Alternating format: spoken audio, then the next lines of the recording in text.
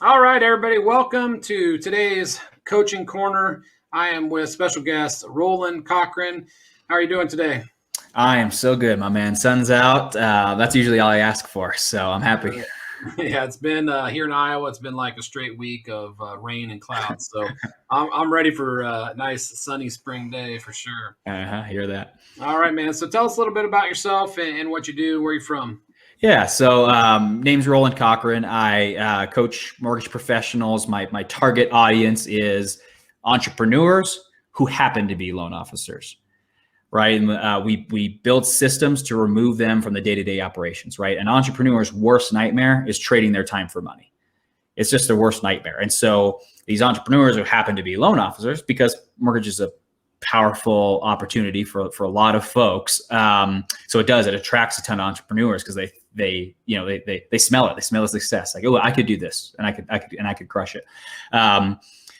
Yet when you get into it and you start doing the flow, the actual process of it is not what lights you up. What lights you up is the engagement, the connection with the borrowers, the connection with your referral partners, and then the product, obviously, of watching this business scale from 3 loans a month to 20 loans to 50 loans a month. That's the part that excites the entrepreneur. Now, if they get lost, which it's easy to do in the mortgage industry, that's when you start. That's when the feeling changes. It's no longer fun, and you got to be careful staying there for too long. That can be a death sentence right there. I would say 99% of loan officers put their head down and grind, and they're, I guess, got some amount of money in mind. I'm not sure what it is that they're doing, but it's that's no life, right? So my job as a coach is to let's make that piece as short as possible, and that's really similar to my own story. I retired when I was 27. Obviously, I still own all my cash flow sources. I sold one, but I own all my cash flow sources that I've had. So I'm retired, but I'm an owner. I'm a shareholder, 100% shareholder of all of them. And so just because I'm taking her easy doesn't mean I don't make more money this year than I did last year and the year before that and the year before that, right? It's a myth that you need to save and then retire. Entrepreneurs, they make money for the rest of their lives. So unsubscribe from that delayed life plan and just be the entrepreneur investor you are now, even if it's just $2,000 a month. Who cares? That can scale to 4, that can scale to 8, that can scale to 10. It's the same thing all the way to the rest of your dang career. You just need to just be patient. It's not going to happen overnight, and there's no magic trick. There's no shortcuts, right? Yeah, the only trick is don't spend it. Yeah, exactly. Exactly. Most people come from having no money, then they start getting money, and then they're buying Mercedes and houses and boats. And it's easy. Yeah, it's easy to do, right? It's especially with the social media influence, right? You're at age 12, you're already drooling over all the stuff you don't have, and so then you're 22, you got some money coming in. You make some. My only advice there is just keep your eye on the prize, man. If you want the Mercedes and that's life for you, cool, buy it. If you're like me and you want to travel the world full time and have an unlimited source of money, unlimited time freedom, location freedom, like that's a different game. You can't be buying Mercedes and nonsense if you want to be like completely free. Yeah, freedom and living the life that you choose to live every hour of the day. That's the goal for everyone. I mean, you always hear that saying, what is it? Don't get too busy making a living that you forget to make a life. Yeah. It's easy to do. And there's not that many examples, because think about it, even the successful people out there still got their head down grinding. It's very rare to run into someone, like me, who hangs it up. I mean, I sold my house a couple of years ago. I don't own a house. I have 2 suitcases to my name, and I live out of Airbnbs and travel full time. That story is not common. That's my story. I'm not telling people to live that. Some people would not want to do that. I'm just saying, don't always be careful looking at the successful people, because a lot of them are just addicted to money and esteem. And so, that's like, Benzo, yeah, exactly. He's got more money than, an entire nation could use. and he's still grinding, then yeah. And money's not bad. I make a ton of it. It's not. I'm not saying that you don't need it. I'm just saying don't get addicted to it. right.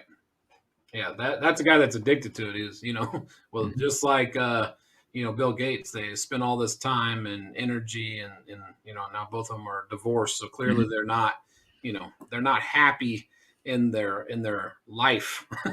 They're happy in their business, but maybe not so much in their life. So, well, man, it's good to have you on the show. And so what I'm going to do is, being that it is the coaching corner, I'm going to give you some time here to coach up the audience and tell them something that can help them get to that point in their life. Yeah, sure. And I'll use your help to steer the boat too, because I'm not the best. I'm great at coaching. I'm not good at speaking. It's why I know you're not going to see me on the stage anytime soon. It's not my gift. Yeah. So it's, me, as you and I were talking before we started the recording, something I'm passionate about, and it's at all ages and all stages in life. This message is for the 63-year-old, 75-year-old. This message is for the 18-year-old just getting into the mortgage space. It's the same message. You can adopt the practices of a top producer, of a person who scales their business and runs it remotely, of a person who scales their business and puts leadership in place and is basically a shareholder. These behaviors, these activities, these tactics are not proprietary. They're not secrets. There is a way to run business. There's a way to lead. There's a way to be in the world as what I like to call the effortless entrepreneur, right? We all admire that person that has it all together, right? Their life is seemingly perfect. You got a smile on their face. They're not emotional. They're steady. They're grounded. And then answers just flock to them. Money just flocks to them, right? We all have admired that person. I know I did. That's who I looked up to as a kid. It wasn't the filthy rich guy. It was the effortless entrepreneur. He just floated through the world and knew who he was and quickly cured his suffering so that he could move on and cure the suffering of other people. Sometimes I think there's tons of different levels of, like you said, being in the mortgage industry. You see guys putting in 80 hours a week to have, huge income. You see guys putting in 40 hours a week and having a huge income, but, they only do certain parts of the business themselves. And, they have people on the back end to do all the rest they don't like doing. They just like to meet people, talk to people, and then, have their team take care of the rest. And then there's people, like yourself that, like you said, they're entrepreneurs. They start the business, they put key people in place, and then they walk away, and it, becomes a money machine for them so they can focus on other things they want to do. And the key is systems. That's the key. And it's the key in business, it's the key in just day-to-day life. If you want, and it's one of these funny things, right? As an entrepreneur, we don't like rules. We don't like being told what to do. That's why we typically choose the things that we choose. And that's to stay in control, not have systems are not rules. Systems set you free. So all a system is a way of doing something in a repeatable way that happens consistently over and over and again. So in the case, let's use the mortgage industry, for example, in the case of a intake, I want every single incoming lead to go through these 6 steps, because if we do those, they ain't going anywhere else because we just impressed the heck out of them. We use that opportunity to impress the heck out of our referral partner. They are not going to just get lost if they don't call us back, because our system has them entered. They are in an area where they will be manually called, texted as well, because in case they don't answer their call, emailed, because we want to give ample opportunities. Who knows what their medium of preferred communication is. We don't know how busy they are, or some people just don't want to be on the phone. And then we have a drip campaign too. After we've exhausted those efforts, boom, they go into a campaign that's passive, where it's like, okay, well, they're clearly not responding to our stuff, and we don't want to just give up on free money like that. So intake is one of those processes that you don't hear people talk enough about. In my opinion, I have no idea why not. That is money. That is money. That is an opportunity to wow somebody. That's an opportunity to show your brand to somebody. How much do we go around paying for leads and paying for marketing and all this stupid video content? I get it. Everyone loves it. It's just, who's actually seeing that video? 16% of your Facebook, unless you're sponsoring it, 16% of your followers, which by the way, those are probably your friends and family members who are going to use you for a loan anyway. So it's like everyone's like exhausting all this time and energy on video content that's not sponsored, that Facebook's not even pushing to people who are going to buy houses. Now, obviously you can target realtors and things like that, and that's fine. Here's all this effort being spent on these things, yet you have potential people who need what you do. They need a mortgage, and you're not going to honor that system with a A+ class A service to capture this person. It's just a huge miss. I mean, that's just one example. And then you just move through the loan process. If you do that right with 50 leads, you don't have to have 100 leads. You don't have to have 150 leads. Right. You close 49 of 50 who contacted you that month. Whereas like if you're kind of doing it ish, what are you going to get? 35? Let's be that dramatic. Let's say 47. What, you're gonna say no to 2 free loans that already called you for? So it's just focus on the basics. It's not the only thing that separates somebody who is super successful from somebody who isn't is just systems, processes. Because without that, you can't even hire. Right. I can't tell you how many clients, just because this is my specialty, systems is. I can't tell you how many people come into my coaching who have 20 employees, 20, sometimes more. And there's just not a lick of order in the dang place. And so there's chaos. The owner's far from free. They're honestly working just as hard as they did when they had no employees. And so the thing that separates those who are just crushing it are the people with systems. I mean, Elon Musk is a great example. How many Teslas do you think he was involved with building before he got the hell out of there and started building rockets? Right. Like literally one. The second that thing spit out a car that drove, homeboy was out of there. I mean, and so if he was a loan officer, it'd be the same thing. He'd come in, he'd build a strong team with strong systems. He'd develop a strong, consistent marketing plan, watch it all work. The moment it was cash flow positive, he'd get out of there.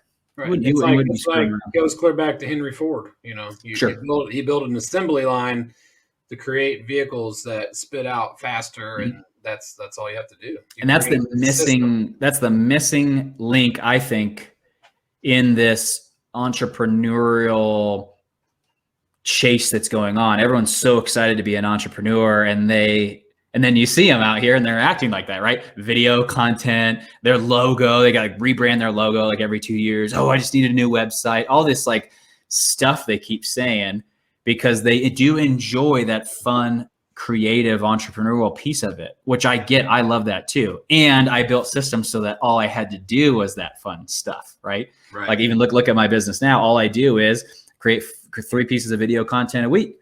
I create 2 pieces of still framed, and then one's just kind of a fun, silly post. That's all I commit to. All my only people who see it are loan officers, so I'm not wasting my time, my mom and my grandma and my friends from high school, because those mess with your Facebook algorithm. And so I'm very tactical with everything that I do. I can do it all in an hour a day, and then I'm done working, right? I know that those 6 activities in the morning will make me a 7-figure annual income plus. Yeah, it's key, is like you said, having that shown to the right people, because you know your buddy from high school is probably gonna have something smart ass to say about what you're right. You know what you're posting if he's seen it anyway. So yeah, it's key that, like you said, know your audience and make sure what you're putting out is like why. Yeah, exactly. Why aren't we talking about that? Like, okay, yeah, video. I see it everywhere. Everyone's obsessed with video and social media. And why aren't we talking about who the hell's going to see these things, right? Like, you know, I'll talk to a loan officer, I'll be like, oh, I'm going to educate borrowers. And I'm like, okay, how many people are you? Then I ask them, okay, are you going to pay for this? Are you going to sponsor these things? And if they say no, I was just going to post it with my current followers. So I'm going to ask them, well, how many of these dang people? So Facebook's only going to push it to 16% of your audience. So let's say you got 3,000 friends. They're going to be pushing it to 400 people. Those 400 people are probably Loan not buying a officers. house. Yeah. Well, in all reality, those are the people who already know you're a loan officer and they're going to borrow from you anyways. Most likely. Or they're just your peers. They're other loan officers or other real Yeah, estate. right. Yeah, exactly. Whoever's like interested in your stuff. So it's like, okay, so that's flawed. So here you are spending 5 hours a week creating content for people who aren't going to borrow. Again, I'm not hating on it. I use video. My videos, I pay for some.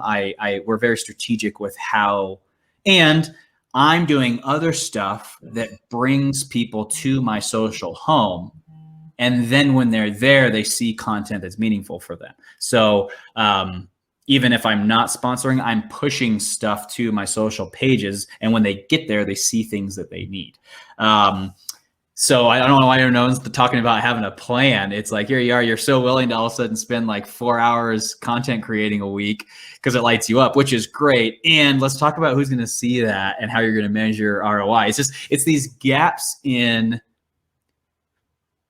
just picking and choosing the fun things about being an entrepreneur and not doing the other ones. And that gap, I get it because we want to do those things. Totally understand. I'm that person. It's just, if no one else is out there doing the things that you don't want to do, like talking to more realtors, setting up, farming leads, running your home bot campaign, if these people aren't doing all of your stuff that you don't want to do, then no one's doing it. And you're just praying that this fun stuff is going to work. And it does, but only if there's a place to throw these leads once they go. So, building your cash machine should be priority one. If you can't trust your mortgage system to throw a loan in there and have it spit out in a consistent way without chaos and questions in as short amount of time as possible with a high level of quality. I don't know why you're running around spending so much time marketing. It sounds like we've got a bigger priority here in-house. And this isn't just for people who have teams. If you're a solo loan officer, even more the reason to write out your systems and solidify them in prep for hiring one day. Yeah. So, the thing is I see a lot of loan officers that are successful, and it's because they have systems. Mm-hmm. Like we talked about, Dan Keller, and he has his, WOW system that he has in place, and it's just a machine. Mm-hmm. He does what he does and what he likes to do. The people behind him that he pays to do things that he doesn't want to do. And, like you said, it's great to go out and do all the fun stuff, but what's the point of generating 100 leads through your videos if you're not following up with those leads, or you don't have somebody that you're paying to follow up with those leads and be the face of, your brand? We've lost sight of what's going on. Like, let's go back to when we were 8, 10, 18, 21 years old. Let's go back to then when we had it figured out, which was, I need to find a job that provides me a continuous source of income so I can go and not do stuff I don't want to do anymore. We had it figured out when we were 5 years old, 10 years old, 18 years old. And then somehow we forget, and we turn it into this weird, complicated thing where we have to do all this stuff we don't want to do in exchange for money. And then we wonder why we're unhappy. I never lost sight of that, right? That's just one. I'm not special at all. We had no money. I'm not that smart. It's just one thing I never forgot was I am not on this planet to work. I'm here to travel, learn languages, go get new hobbies, eat new food. I'm 32 years old. I've been to 96 countries and I've lived in a quarter of those. Oh, it's wow. That was the life I wanted. And so rather than losing sight and creating video and doing stupid stuff, it was what's going to make me the most amount of money? Well, getting in bed with a bunch of, figuratively, please don't take that out of context, getting in with a bunch of referral sources and becoming their chosen expert through where they want to send people, because they know my systems are on fire and we're not going to drop the ball. And I didn't even have a Facebook. I had a Facebook presence, so logo, blah, blah, blah. I posted nothing on there. I had the presence just to in case you Googled me for SEO purposes. But it was I could out here bang my head against the wall for a borrower and run all these different funnels, Or I could have like 18 of the top producers in the area send me exclusively all their people, and I can just see myself in Hawaii not having to work ever again. So it was like, yeah, you can choose what you want to do. I chose high value, high ROI activities so that I could stop working sooner and start doing fun work, which, by the way, makes you, when you start doing fun work, you get super rich. But if you're never in a position to do just fun work, high level work, like an entrepreneur, yeah, you'll live a mediocre existence making 500K a year and be lying to yourself all the time, pretending like you have enough, which is just money. Money's never going to give you the feeling of satisfaction. That comes from being the entrepreneur you actually are. And no one's going to give that to you. You got to build a system for it. Right. And working your whole life so you can retire at 67 and travel the world doesn't work, because by then you're too exhausted. Well, and look at the way things are going. Tax rate will be probably close to 60% by that time. Inflation is out of hand and will continue to do so. God forbid we have another pandemic or we print another couple $1 trillion. Like, you don't know what's going to happen. You don't know what travel is going to be like. Who knows? There could be a lot of coronaviruses going on where borders are now closed. So you can't go to Italy anymore because it's too high risk. Like, you just don't know these things 60 years from now. So banking on a hypothetical future and torturing yourself now, and again, I'm not saying don't put the work in. It's just this myth of you have to put it all in for 40 years before you can play. It is not true. It's simply not true. Realistically, if you do it right, you could put in the hard work, the long hours for 4 or 5 years. And I mean, even if that, and reap the benefits forever, right? Well, people say that to me all the time, right? They find out when I retired, I was 27, like, man, how'd you pull it off? And I was like, what's funny? If I could go back and do it again, I could have done it 5 times faster, right? Because I had no idea what I was doing. I was just some young kid trying to figure it out. And it's like, man, if I would have just gone in and like had a coach like I have now, like being able to like help me, I could have done it. I could have done it turbo speed, like literally a quarter of the time. Because if you think about, half the stuff I was doing was non-revenue producing. I was just thinking of planning and being scared and talking negative about myself. And, that didn't help me at all. Right. Being scared, talking about being nervous about this thing for 3 months and then finally doing it 3 months later and having it either work. Like, I could have just like gone and done it that day and saved myself 3 months of insecurity. Right. Yeah. 3 months of trying to talk yourself out of it or into it. So being that you are a coach and, you have a coach, so tell the people how important is it in your life, if you went back to when you're 20, how important is it to have a coach? I mean, starting off in your business, brand new business, or when you're 18 years old, fresh out of college, whatever it is, how important is coaching? You'll figure it out, especially if you're an entrepreneur. You'll find a way. That's what we do. Entrepreneurs find a way. They always do. So coaches, like a good coach, a real coach, not consultants, because there's a difference. Consultant is do these things, do these activities. That's consulting. That's not coaching. A coach who understands behavioral psychology, who understands how to get you to do the things that you want to do, that's coaching. And that's the power right there. Because like, you already know, as an entrepreneur, you already know what you want to do. It's just the question is, at least for me, this might not be everybody else, but my experience was, how long is this going to take if I don't hire a coach? And I kind of mapped it out. I was like, well, at the pace I'm at with the stuff I'm doing, I don't know, 6 years. So I was like, okay, if I hire a coach, could I have it in 1 year? Could I have it inside of 1 year?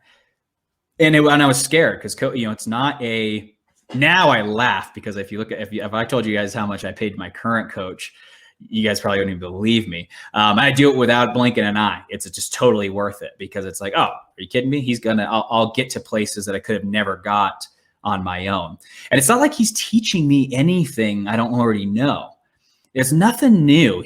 What he's doing is keeping me from wasting time, keeping me from thinking, keeping me from getting really excited about something that I was going to start a podcast. And he was literally like, I forbid you from starting a podcast. And he was right. It wasn't going to serve it really wasn't going to serve me in what I needed right then, because they're not easy. Podcasting is hard. It's a huge commitment. If you really want to make a change in the world, it's a big commitment. I know people who work 40, 50 hours a week if you're really doing like a real podcast, because otherwise, what my coach told me is like, so what? So 16 people can listen to you a week who are your friends. He's just like, let's be real. It's just, most people can only have room for 2, and this is statistics. They only have room for 2 podcasts in their life because they got other stuff that they're doing. They only have room for really 2 consistent podcasts that they listen to. They got room for some others, but 2 consistently.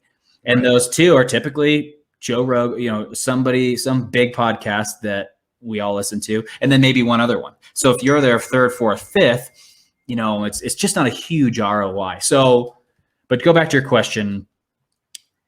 It's not necessary. Can you do it without a coach? Yes, absolutely. I did my first 5 years, did it without a coach, and was resistant to coaches. Coaches liked me. Oh gosh, I love this kid. He's on fire. I can't, they wanted to coach me. And I was like, no, I don't need your help. I don't want your help. I don't know what you do. That sounds expensive. Right. And then I heard my first coach, he was on stage speaking, and he said something that really hit me. He talked about quitting. He talked about, he's out of the country. He's like, I just want to be those guys out of the country club enjoying their lives. They got money. And he's like, man, I just want to quit, leave the industry altogether and go do something else, because I must be doing something wrong, because I'm not happy right now.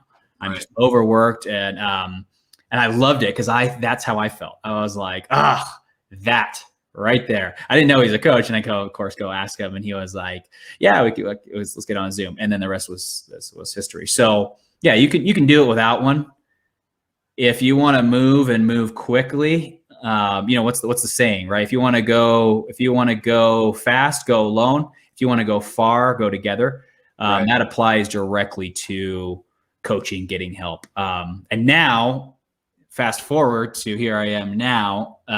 So I hired my first coach when I was 25-ish. Now I'm 32. I would never not have a coach for something. Now I'm always changing. I've been with this guy for a long time, and then the other, but it's like, it's always what you need at the time. And what I needed at the time with my first coach was what he provided. And then now what I need with this coach is what he's providing. And so it's not like, get a coach. Get a real coach, somebody who doesn't implant their own biases on your life, because being a LO in California is not the same as being an LO in rural Ohio. Night and day different things. Doing a bunch of VA work in a military town, night and day different from some guy doing a ton of just conventional jumbo. So it's get a coach who knows how to coach, not just some loan officer who's seen success. You might be able to glean success from that person. And when you're done and ready to move on, then move on. So just be careful what you're grabbing. It's not, all coaches are not created equal. They're just people doing stuff. And so look at that person and think, what's this person going to teach me? And do I need to know what they're going to teach me? I see a lot of people who are already really, really successful loan officers, and they'll hire another successful loan officer to coach them. But it's like, you don't need help closing loans. It's what do you, what's actually your problem? Well, it's probably a leadership issue at that point. You probably don't know how to lead a team to the point where they can get removed from it and be a shareholder instead of the manager. And so that's a different set of skills. So you actually might need to hire either someone within the space who is a specialist there, or you might even have to leave the space. And like Rene Rodriguez, how many loans is Rene closing? 0, never. That's not what he's helping people do. He's helping people speak better, more powerfully, to make a greater impact with whatever your message is. And a lot of people need that. Fortune 100 companies, do better. So yeah. So it's like you got to find the credibility as well. Yeah, exactly. Just stop. Looking for a coach. It's not hard to say. I've seen 1,000 people talk about how Amplify with Rene has changed their life. Yeah. So then you're like, oh, duh, check that one on. Yeah. What do I need at the time? Right. And for example, you could go You're never going to go wrong, but just focus on what you need. What do I need? What do I not know? And then find that person and hire that person. That's that. So yes, coaching helped me, and coaches have coaches. Everybody has a coach. Tony Robbins has a coach. Russell Brunson has a coach. Every massive billionaire coach has a coach. Why? Because we cannot be trusted to think correctly. We are biased and we are emotional and we are obsessed sometimes with our ideas and we think they're great and they're maybe not that great. Right. Or maybe the way you're saying it's not going to land with borrowers or referral partners and you need to say it and present it differently. And you could waste 5 years being like, why am I not successful? Well, your messaging sucks.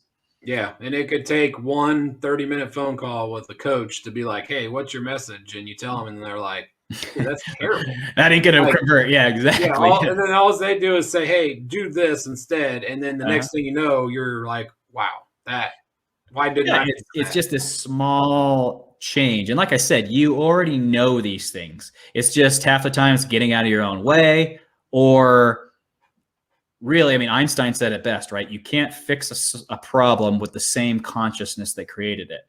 And he's so right. You created this business with a series of problems, and they're there not because you're an idiot, but because you just can't see them in the way that they need to be seen. Because the second you start bringing other people in, which is what the mortgage business is, right? It's borrowers, referral partners, and then employees, families. I mean, if you can only see it through your eyes, and I'm telling you right now, it's not the same as one of your processors. Like it's just different. And a coach can help invite you to look at it that way. Right. And that can be the difference from your whole team walking out on you or doing the bare minimum versus people who literally like applications out the door for, oh my gosh, can I please work here? Right. And a perfect example of that, like I said, I've been watching, I'm a little behind the times, but I was watching the Michael Jordan, Chicago Bulls documentary, The Last Dance. Mm-hmm. And it's exactly that point. Like Michael Jordan was the best in the business. He was the scoring leader. He was the, MVP, but he wasn't winning championships. Mm-hmm. And then Phil came along and he said, we're going to do the triangle offense and we're going to get the ball out of your hands. And he's like, you're going to get the ball out of my hands? What are you talking about? I'm the best there is. And he said, listen, you don't need the ball in your hands. You have teammates. Mm-hmm. Let them help you. Mm-hmm. And as soon as they inputted that, I mean, the guy won. Yeah, Michael was attached to this viewpoint of being the guy, the hero, the answer. And the second that he was able to see another viewpoint where, hey, it's less important that you're the hero and more important, or do you want to cling on to the attachment of being a hero, or do you want to win? Yeah. And that viewpoint was like, well, I want to win. I like he was like, I don't want Bill Cartwright to have the ball with 5 seconds to go. Are you nuts? But then you see guys like Bill Cartwright or Paxson, hitting game winners. And then he was like, okay, Well, think about it this way, right? You're not good at everything. It's just impossible. There's no way you're good at everything. It's highly unlikely that you have all of the answers. So it would make sense that somebody on your team has a better answer than you. That's not that unrealistic. I don't care if they have a college degree or who their parents are, or their age. They might have, I get a lot of shit for being 32 years old. Right. And fine, don't hire me as your coach. I don't care. If you don't need my help, that's fine. If I'm too young for you and you want to stick to that belief system, that's fine. You go to your 60-hour job in your miserable life while I'm out in Bali for 5 months.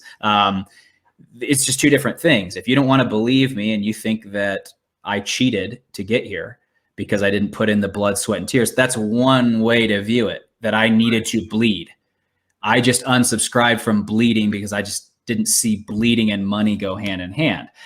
So that person will never hire me as a coach because it's like, oh, this kid doesn't know what suffering is.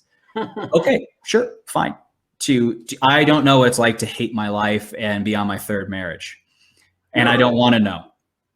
So that's fine. So that's what I'm saying too, is just be okay with different views. I mean, one thing I'll say too is, how many jackets does Tiger Woods' coach have? How many rings did Kobe's coach have? None. Kobe's coach was like this 5'2" white guy. I don't even know if he played basketball. The point is, coaching is a different skill set than doing. It's night and day different. The ability to help someone get to where they want to go is a unique Yoda did not look like somebody that impressive, but he knew a lot of stuff, and he helped all those guys learn what they needed to learn. Right. Same with Renee. How many loans has he closed? 0. How many loan officers has he been able to clarify their message so that they can land more top producers? Tons. It's just, we need to stop comparing things that are unrelated, and that includes money and happiness. They're just, we create these worlds where these so complicated and intertwined, and it just isn't. It's really quite simple. If you want to travel the world full time, live out of Airbnbs, and have unlimited amount of money, make a business makes you have unlimited money, sell your freaking house, and buy a plane ticket. I mean, it's just not complicated. Right. And the funny thing is, the best coaches were probably never the best doers. I would say I would 100% agree with you. I 100%. 100 million % different skill set, completely different skill set. Renee and I have no interest in doing anything that's not true. And so will you see us, will we be stacking it up and buying a $50 million yacht? Probably not. But him and I are choosing that life because I have zero tolerance for doing things I don't know is true. And I'll tell you right now, banging my head against things and getting money and counting it is just not true to me anymore. What is true? Love, experience, friends, travel, food, new hobbies. That's real stuff. We are not here to do that other thing that you think is life. That's society's version of it. We're not here for that. I promise you. And there's ample evidence I don't care. You could choose religion. You could choose human psychology. There's a lot of evidence to suggest we ain't here to do the stuff that you're doing. And you want to know why you're unhappy and depressed? Well, you're doing a bunch of stuff you're never supposed to be doing in the first place. You're the only one that thinks you need that house and that car. And if it makes you happy, fine, get it. I'm not saying I haven't bought a nice car. I have. I just don't need one anymore because I went through that phase and I learned that the R8 didn't make me happy. It was just an R8. Made me a little happy sometimes firing it up in the garage. Just that tone. You can't get that tone. Right. But in the end, will I buy another one? Maybe. If I'm like bored one day or something. I don't have a house right now, so I wouldn't have a place to put it. But my point is, you need to unblend these things or you're going to torture yourself for years. Absolutely, man. So, well, I definitely appreciate you joining us today and sharing your insights and showing people that, life is about more than work. And I think some people are like, I'm going to put in the work for 5 years so that I can live the life I want. And then 5 turns into 10, 10 turns into 20. And, the next thing you know, they're working 60 hours a week for their whole life and they're not enjoying it. There's just a better way to do it. And my team put together a resource. So if you go to rolandcochrun.com/coaching corner, you'll find a resource that I give to everybody. It's just basically, it's the things you need to know to exactly what we talked about today. Download that resource, implement those things in your business.